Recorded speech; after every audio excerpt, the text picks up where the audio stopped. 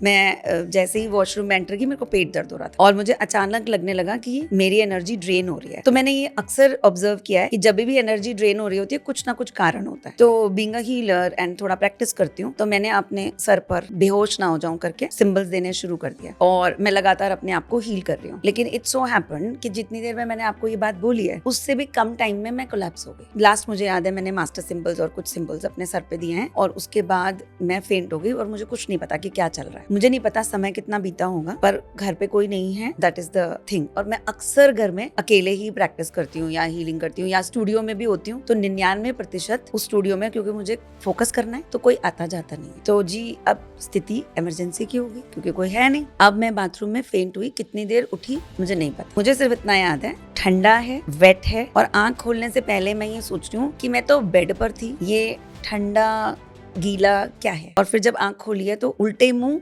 फर्श पर अक्रॉस पड़ी हुई थी और चारों तरफ खून ही खून था। जैसे तैसे उठी, तब तक मैंने खुद को नहीं देखा था कि मेरे साथ हुआ क्या है। मुझे तो लगा गिर गई, it will be that simple, but apparently ये उतना सिंपल नहीं था क्योंकि उठने में थोड़ा ताकत लगी।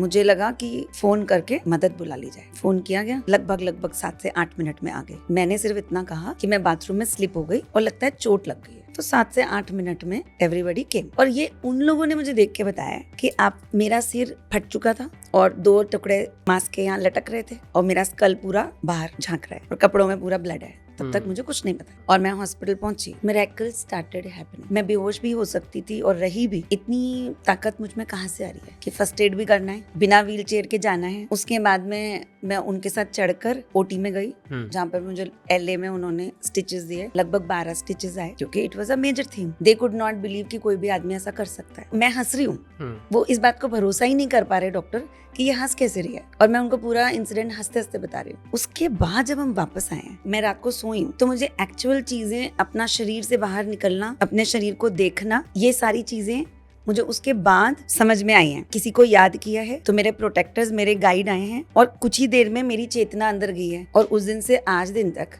मैं बिल्कुल ठीक हूँ।